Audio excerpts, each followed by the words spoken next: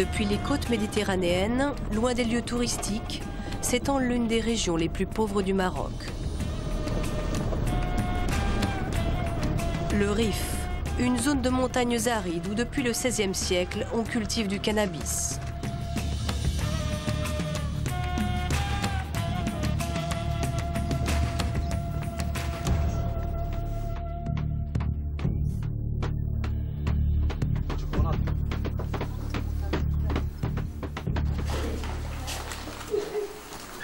Aziz cultive des céréales mais aussi du cannabis, comme tous les paysans de la région.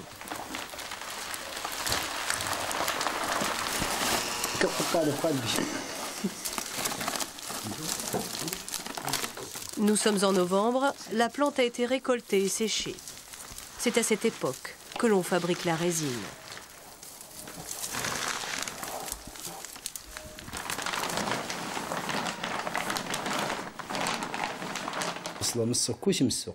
Notre terre est très pauvre. Rien ne pousse ici. On a vraiment besoin du hashish. Sans cela, on mourrait de faim. Le hashish, cela sert à acheter des engrais, habiller les enfants ou acheter à manger.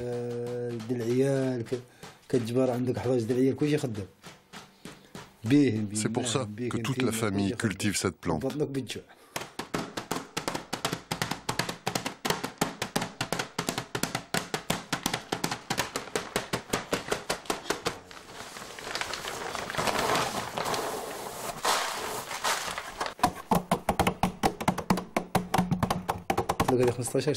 Ça fait 15 ans que je fais cela, et on s'est toujours caché.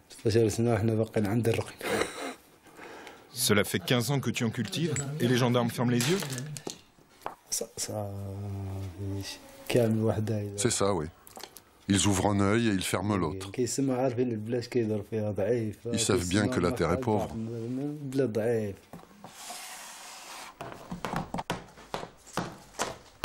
Comme Aziz, la plupart des paysans ne gagnent que 500 € par an. Et la moitié de leurs revenus dépendent du cannabis.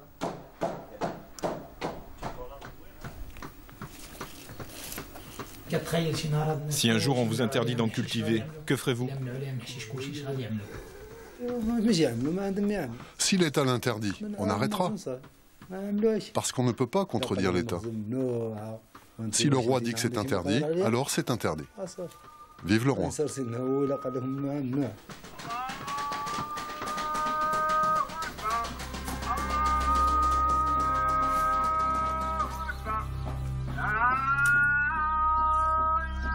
Officiellement interdite, officieusement tolérée par les autorités.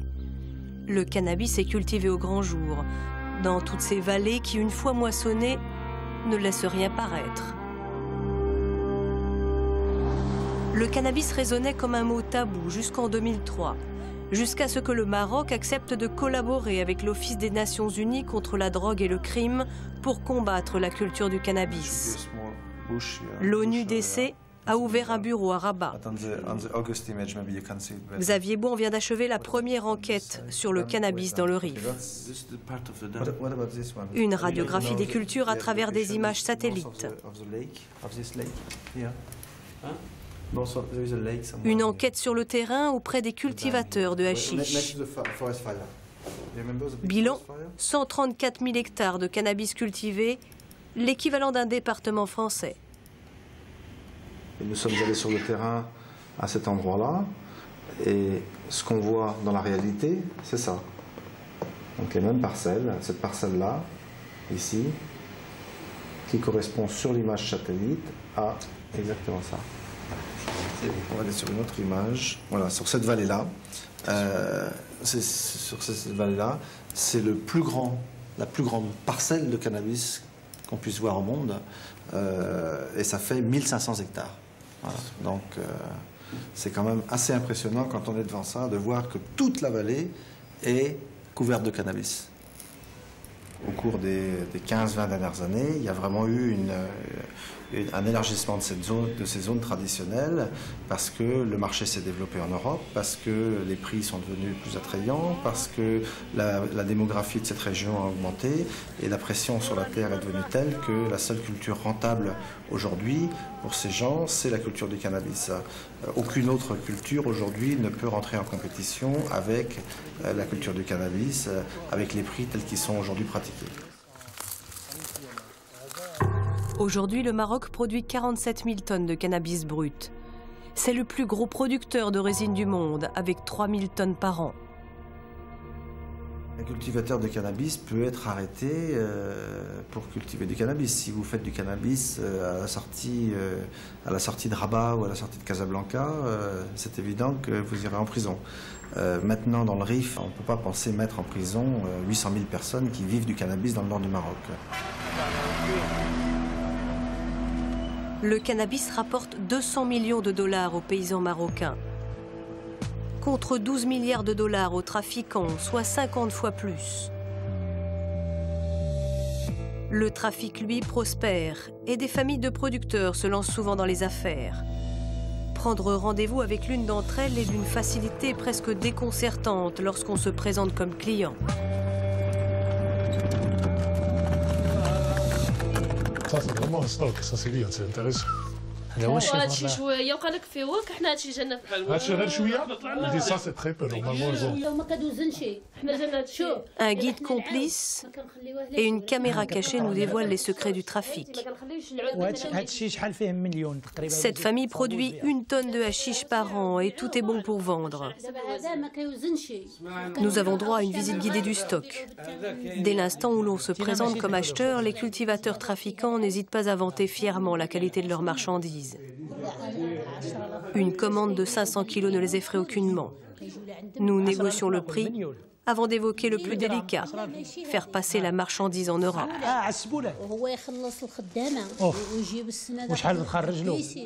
Ça coûte 800 € le kilo. Donc 800 € multiplié par 300 kilos. Il a un copain qui a un bateau, il nous la charge, il nous l'amène au milieu de la mer. Il tient ce bateau, lui. Ouais. Et combien il nous loue ce bateau, un bateau de pêcheur? Mais là, si par exemple, je prends un bateau, je loue un bateau avec vous, combien ça va me coûter tout ça? 30 000 €. 30 millions. 30 000 €. 30 000 €? Pour la marine, pour les soldats, pour les civils qui restent, qui visitent le bateau. Mais c'est pas les militaires, l'ascar ديالنا. C'est l'ascar qui a un Ah oui, les soldats, ce sont les soldats qui les aident à charger dans le bateau, il faut les payer. Tu vas choper la place, Il suffirait donc d'acheter la marine et les soldats postés tout le long de la côte du Rif pour faire passer des cargaisons de cannabis de l'autre côté du détroit. Sur le littoral du Rif, les maisons des chefs de réseau sont ancrées sur la plage, base stratégique pour le départ des cargaisons. Ici, tout le monde vit du trafic de hashish, y compris les soldats des garnisons, qui s'avèrent corruptibles. C'est à la nuit tombée que les tractations se font. Là encore, il suffit d'annoncer qu'on veut faire passer un Zodiac rempli de résine de cannabis. Notre guide n'a pas de mal à entamer les négociations avec un militaire. Je te jure que c'est lui. Salut, Abdelrahim.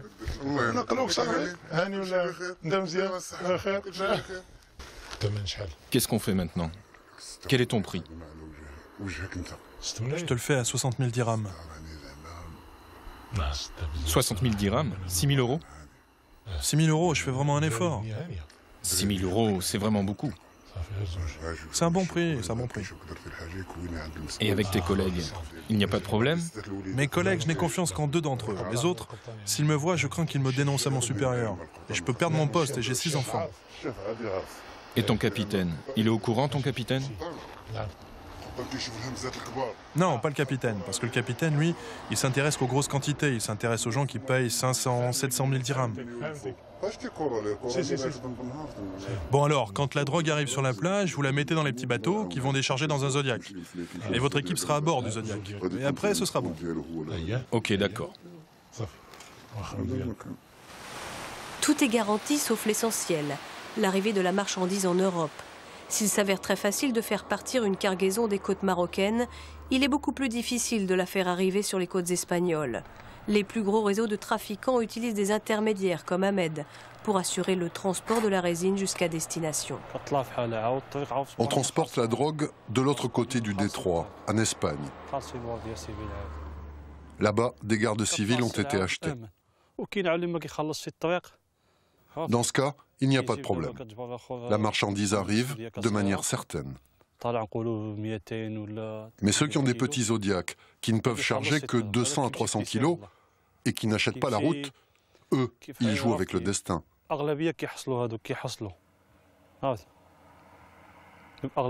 Et la plupart sont ensuite arrêtés. Mais si tu payes, en revanche, tu n'es jamais arrêté.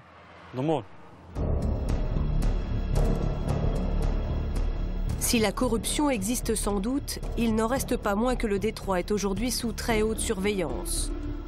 Une fois franchis les eaux espagnoles, les passeurs sont pris en chasse par les hélicoptères et les vedettes de la douane et de la Guardia Civile. La marchandise est immédiatement jetée par-dessus bord pour tenter d'effacer les preuves du délit.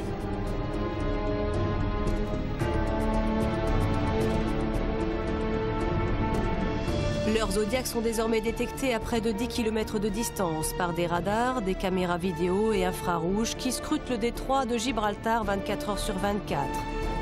Un système de surveillance extérieure, baptisé CIV. Un blindage presque invincible, sauf lorsque le mauvais temps rend les caméras aveugles. La plupart du temps, les trafiquants finissent par être arrêtés au bout de leur course par les douaniers ou les gardes civils espagnols.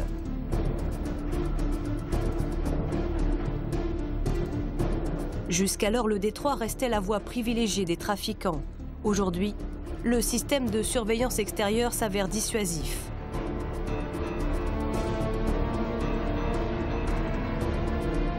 « 24 heures sur 24 », les gardes civils patrouillent tout le long de la côte du détroit, prêts à accueillir les trafiquants les plus tenaces à la moindre alerte lancée par le système de surveillance.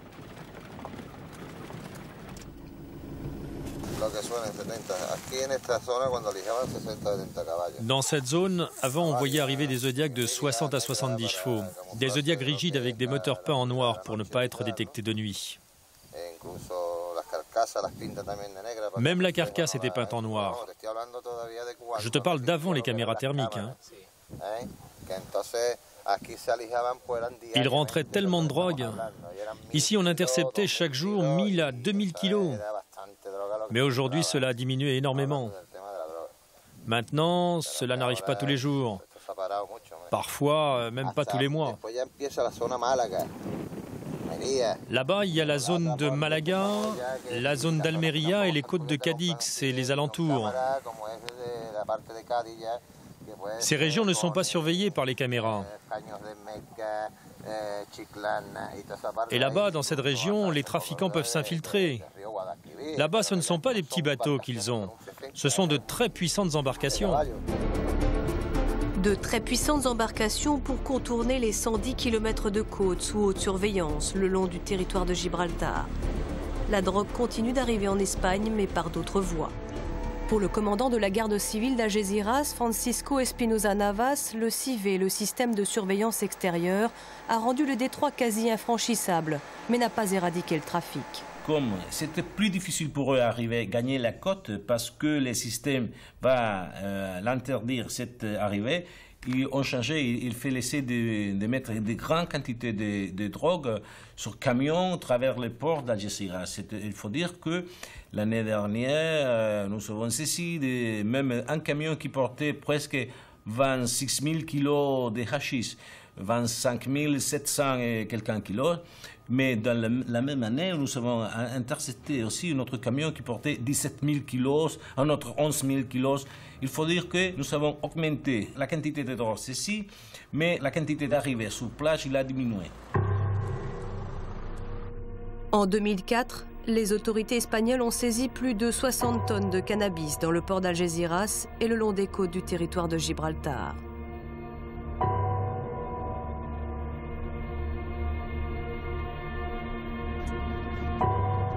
La plupart des camions et voitures saisis à Algeciras viennent de Tanger, à une vingtaine de kilomètres des côtes espagnoles, à une centaine de kilomètres des zones de production de cannabis. Tanger est l'un des plus importants ports d'exportation du Maroc. Chaque jour, entre 100 et 300 camions transitent par ici avant de franchir le détroit. Pour les trafiquants, c'est autant d'occasions de passer leur cargaison. Pour le directeur adjoint de la douane du port, Nougdin Labiad, impossible de passer tous les véhicules au crible. Les contrôles sont donc très ciblés.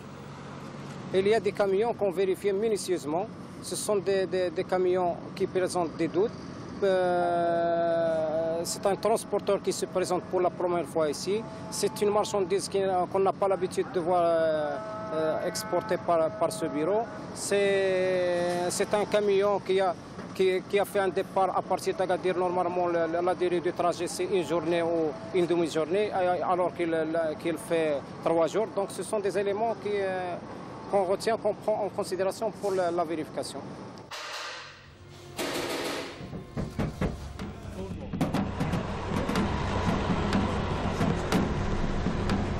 Ce soir-là, dans le port de Tanger, 150 camions attendent de franchir le détroit. Faute de moyens, comme tous les jours, douaniers et policiers de la brigade des stupes ne peuvent en contrôler qu'une dizaine superficiellement et 5 de fond en comble. Ils peuvent passer 3 à 4 heures, voire une demi-journée à contrôler un camion. Tableau de bord, moteur, réservoir, pneus, plafond et plancher. Les trafiquants dissimulent la drogue n'importe où. Chaque recoin est passé au crible. Les chauffeurs profitent souvent des périodes d'affluence pour passer leur cargaison de hashish, lorsqu'ils savent la brigade des stupes débordée.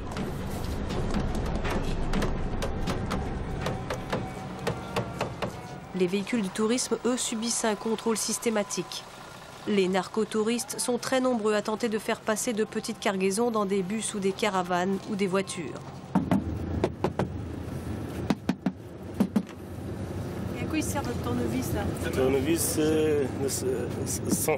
sentir s'il y a la drogue, si le sang est dur. S'il n'y a pas la drogue, c'est creux. C'est creux. Ici, pas de chien renifleur. Le tournevis fait office de scanner. Et à force d'ausculter méthodiquement chaque véhicule, policiers et douaniers de la brigade des stupes finissent par déceler des indices déterminants.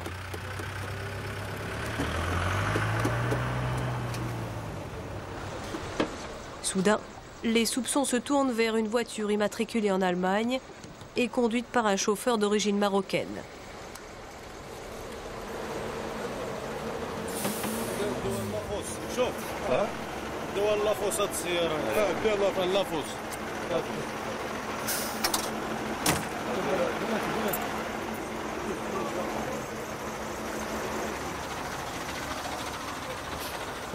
Vous suspectez quelque chose?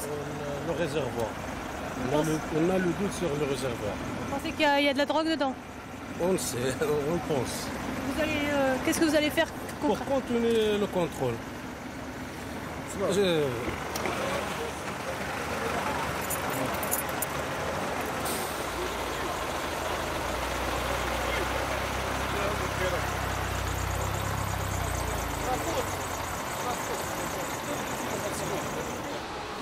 شوف جيبوا من الجهه الاخرى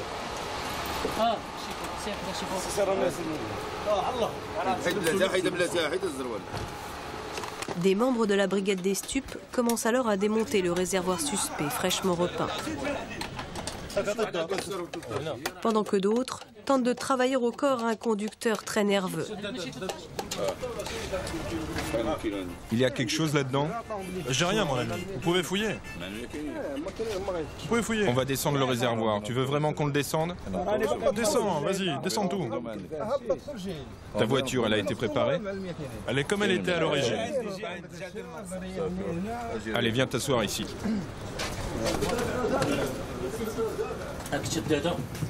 Une demi-heure plus tard, la brigade des stupes vient à bout du réservoir.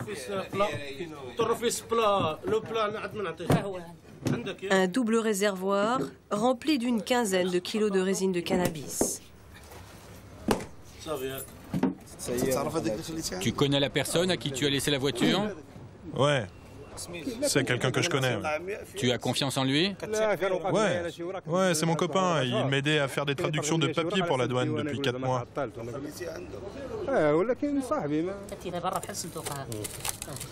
Voilà. Tiens, c'est bon.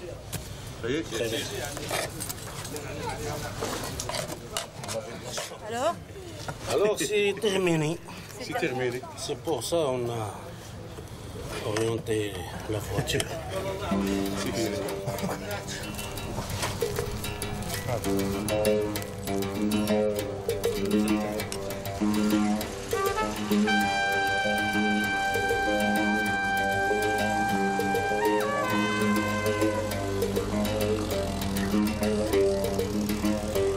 Cet homme finira sans doute dans la prison de Tanger, pendant 1 à 2 ans probablement. Ici, la plupart des détenus sont inculpés de trafic de drogue, et parmi eux, on compte près de 70 ressortissants français. De plus en plus, l'appât du gain mène de gros réseaux de trafiquants et de nombreux narcotouristes à faire passer des cargaisons de cannabis en Europe. Un trafic qui vient intoxiquer en premier lieu la population du territoire de Gibraltar.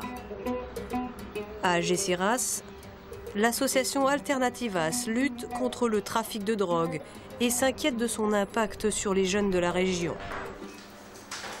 Son président, Francisco Mena, milite pour la création d'un observatoire européen des drogues à Algeciras. L'argent produit par ce trafic de drogue fait qu'un adolescent de 14 ans peut être payé pour surveiller pendant toute une nuit avec une moto et un portable jusqu'à 2000 €. Celui qui vient chercher les paquets de drogue sur la plage et qui les transporte du bateau à la voiture ou le camion peut gagner 4000 € en une seule nuit. Celui qui transporte la drogue en voiture gagne 6000 €.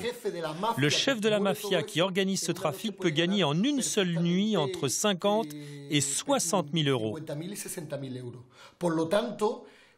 Quand quelqu'un fait partie de ce milieu corrompu, il peut difficilement changer de vie, car il gagne beaucoup d'argent et très facilement. Un grand cri d'alarme et bien peu d'écho. Aujourd'hui, la drogue continue de circuler entre Tanger, le littoral du Rif et l'Espagne. Les trafiquants s'avèrent toujours plus ingénieux. Ils contournent tous les obstacles pour acheminer leur cargaison en Espagne à bord de Zodiac, de camions et de ferries. L'ONU appelle à l'aide les bailleurs de fonds pour soutenir la reconversion économique du Rif. Mais le Maroc, lui, n'a toujours pas décidé d'une stratégie pour éradiquer la culture du cannabis.